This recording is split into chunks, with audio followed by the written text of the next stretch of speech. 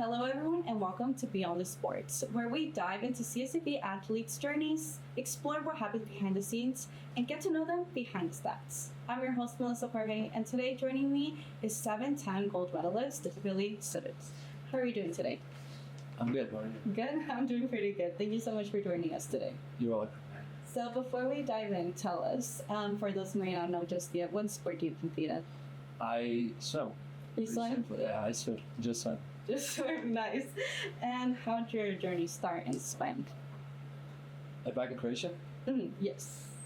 So, my parents knew the coach back home, and they kind of just threw me in to the pool. And then at the time, I didn't want to swim at all. And every time that I would get into the pool, I would start crying and everything. So I'd say that I was a bit, hard kid to kind of get to swim actually.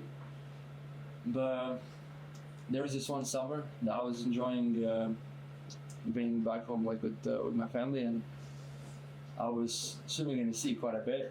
And I don't know, I guess that summer I just became very good at swimming. I was still a kid, like 6 years old, maybe 7 years old. And I came back that spring, and I don't know, I guess the coach liked the technique that I had, and then he was like, "Nah, you should continue, you should keep going, I see big potential." And I also didn't really have a choice, kind of. Like, I was just like in swim, Yeah. And I guess that's just how I started. So you said you started around 6 years old? Yeah, I was like 5 or 6. I'm not sure. I remember my first competition was when I was in first grade, so Wow. second goal. A long time ago. And were there any other sports that you participated in, or was it just swim? I played soccer when I was a kid, but it was never I never trained it. I just played for fun. Nice. And soccer and handball. Those are two big sports in Croatia. In Croatia. And yeah, as a kid, I was just, running for the ball and stuff like that. So, kid stuff. Yeah, so is swim really big from where you're from? It's not that big, no, it's not that big, but I try to make it big. Yeah, yeah, I'm definitely putting out your name out there for sure. Thanks. And how'd you know swim was the sport you wanted to pursue? Because you said you played handball, soccer, so how'd you know swim was the one? I didn't. I just started being quite good at that from when I was very young. And I had a lot of friends at the pool that I like to hang out with when every time I'd go to practice. Yeah. And at first it was more just to kind of see them and to hang out with them before it kind of became serious. Because I want to say that it didn't really become serious until I went to high school. Okay. Like when I went to high school, then that's when my results kind of started to be better. And then I was on a national level, climbing up the ranks. And that's what I kind of knew that, okay, if I really focus on it, I might do, something good out of it. Hopefully get to go to the US. Yeah. And I didn't really know at the time what was going to happen of it, and I just kind of took it step by step, and I was just going to see how it went. Nice. And so you said you were kind of just playing it, right? Of swim is this, but then you got serious about it. Would you say you learned that from someone in the family? Did you ever watch your parents grow up with any sports or anything? No, but my parents were a very good example, because there was a lot of times where I would be, I don't know, maybe 12 or 13 years old, and it wasn't serious at the time, but for some reason the practices were very, very hard. And I kind of started to, get into swimming a little bit more, and when it became a bit harder, I remember going back home, and I was always complaining to my parents that, it's too hard, I can't do it anymore. And they were really, really good in kind of calming me down and explaining that, all good things, you need to put effort into that. So yeah, in that aspect, they were really keeping me on the right track. Yeah. Yeah. So you had really good supportive parents. That's amazing. Yeah. They're amazing. Yeah. Did they ever play any sports, or was it kind of like you? No, I don't think so. I mean, we had in school, in elementary school, I know that we had a parents' day, and then my dad would always play soccer with the other dads and stuff like that. But it was nothing serious, It was just kind of it was for fun. Yeah, for fun. Yeah. Nice. And then we had mentioned it a little bit earlier. You're not from here. You're from Croatia, right? Yes, yeah. How was it? A move, How was From the Croatia move? to here? Yes. It was a big change. Big change. It's like, it's completely different world. So when I came here, it's more of a shock because like you really don't know what to expect. Mhm. And you don't know how it looks like, you don't know the culture, you don't know the people, and you just kind of have to adapt as best as you can, and you have to get used to it. But also like there's a lot of people that ask me the same question, Mhm. and it's more like in the beginning, the part of getting used to it, it's kind of forcing yourself to be somewhere where like it's not really normal for you until it clicks. Yeah. And for a certain individual, that's different. And for me, it took me, I don't know, maybe 2 months or so.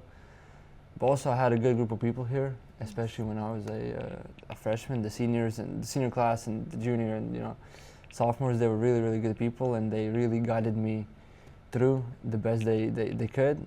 And the coach at the time was also, he knew how to deal with Croatian people because he had a few Croatians at the team before. Mhm.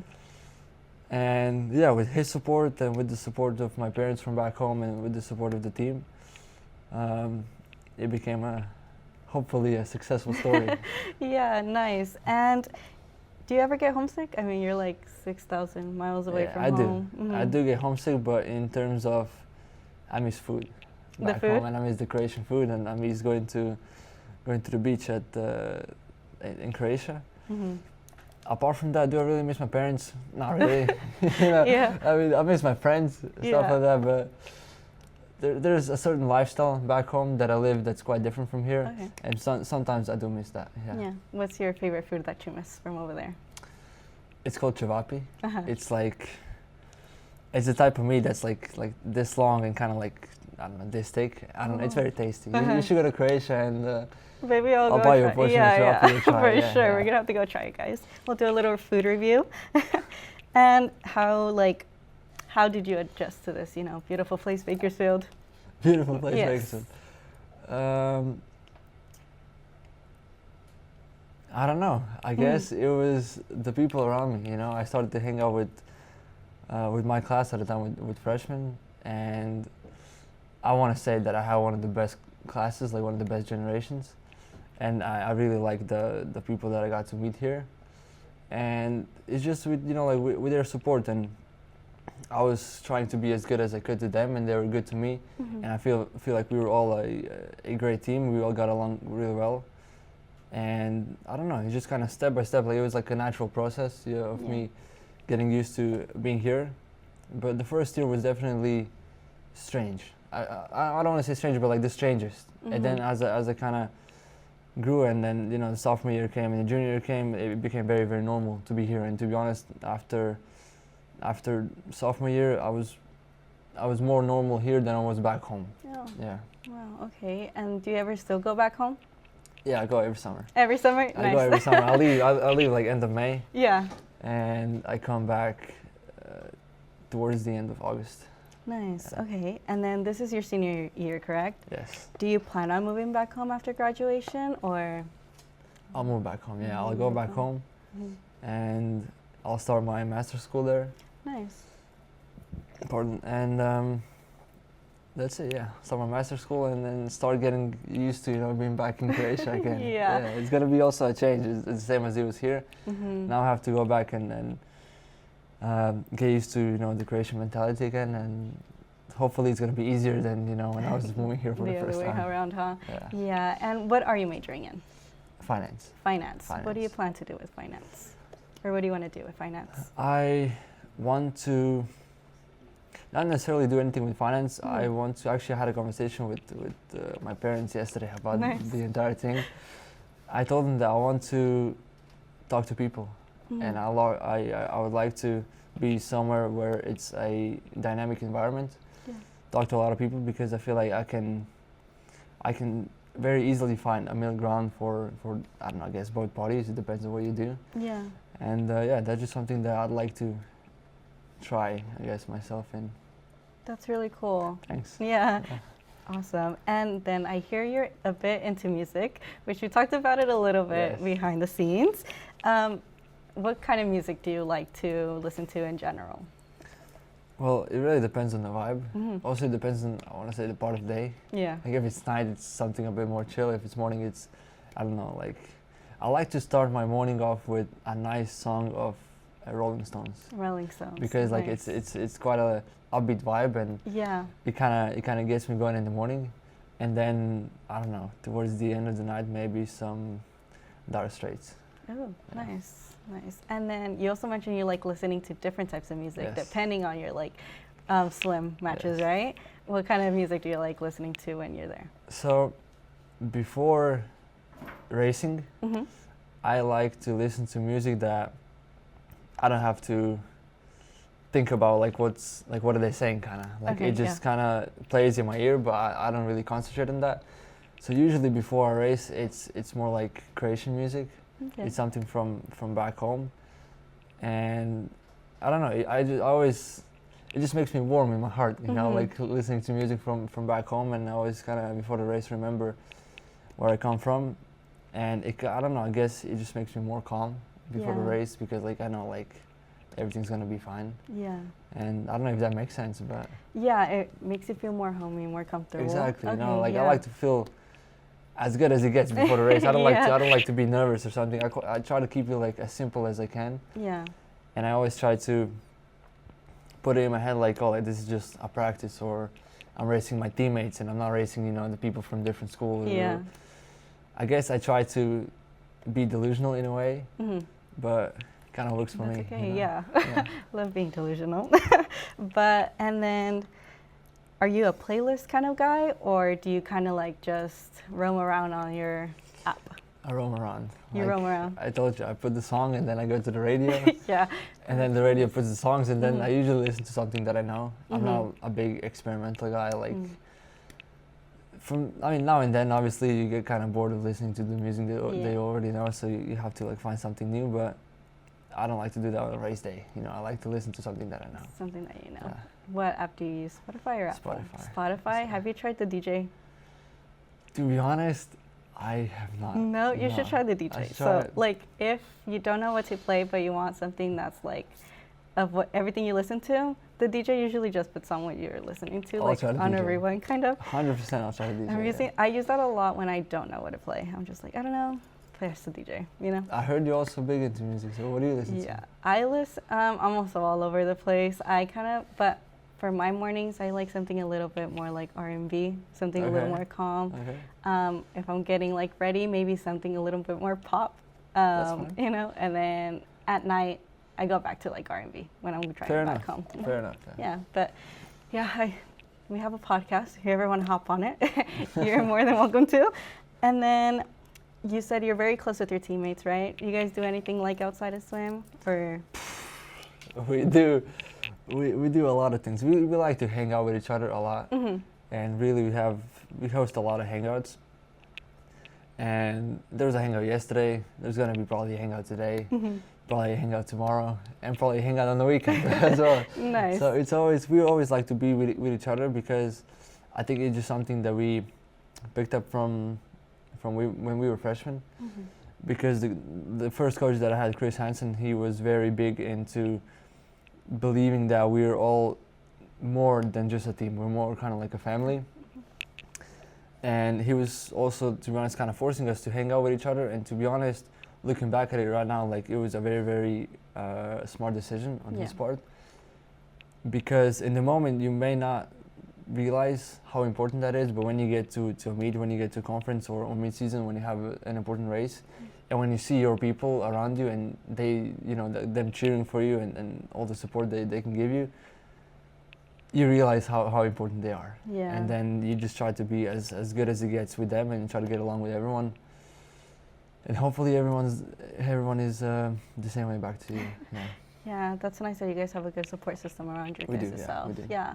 Do you have like any favorite hobbies, maybe that you do on your own or with your teammates?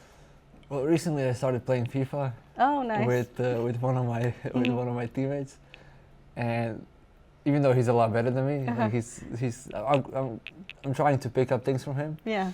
But then usually we play like 2v2, like us two versus some random two guys, Yeah. and it's always fun to see how it goes because I really admire how he how he plays, and he's really good at defending. Uh-huh. Well, I'm not. So like every time that he would be able to, you know, like get the ball back, I would always be like, hell yeah, you know, like, it's Yeah. kind of cool. Yeah. Like, you got it. Yeah, exactly. Like, Yeah. you got it. I just gotta, you know, you do you. You do you.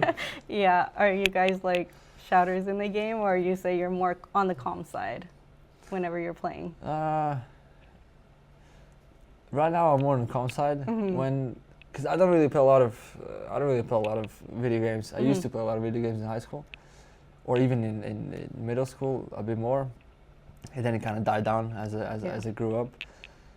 And I want to say when I was younger, I was a bit more impulsive. Yeah. But right now, I try to stay calm. You know. Stay a little calmer. Yeah, that's nice. And then to wrap things up here, what would you say is your most memorable moment in your college experience? Definitely me breaking a national record in the 200-meter fly in the middle of Princeton, New Jersey. Wow. That was something that it will never go out of my mind. That's something that, you know, I always keep very, very close to my heart. And I really enjoyed that race, even though I was quite nervous before it, because I was preparing for it only for that race. And I was that was the only goal that I had in mind since August. And the meet was in December. So that was what, like 4 months of preparing for just that race. And the worst thing is, like, I only had one chance. Yeah. It was like one shot. If it goes, it goes. If it doesn't, it doesn't. And again, I try to stay calm, but in the moment, like, sometimes it's kind of hard to stay calm. Like, sometimes the nerves get to you a little bit. But yeah, I had a team behind me, and I knew I could do it. And I thought it was my time to do it, so I just went for it. And when I did it, it was something special. Like, it was really something that, yeah, probably one of my best races ever, apart from relays. Because I really like to swim relays, and the relays are always fun because you swim more for the team than for yourself, and you know, just the atmosphere that the people make for the relay itself. It's something crazy. Well, congratulations. Thank you very much. I did see that you like broke some records here at CSUB. So yeah, I do my best. I Yeah. try. But again, like as I said, like with the relays, I always try to help the team as much as I can.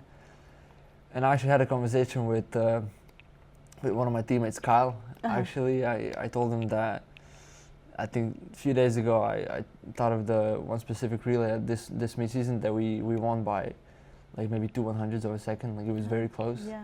And in those moments, it's really like he got the touch and we won, and we all went like absolutely crazy. It was super nice. Yeah. Super nice. That's super nice that you have those great memories before you graduate soon, right? Yeah. Back in May, you're graduating, May, right? yeah, May 16th. Nice. May And 16th. well, thank you so much for joining us on this episode. Hope you enjoyed your time with us here a bit, and thank you for sharing a little bit about yourself with You're us. welcome. Yeah, nice talking to you. Yeah. Thank you. And thank you for tuning in to Beyond the Sport. Make sure to subscribe, comment, and like to keep up and see what next athlete we bring up. Thank you.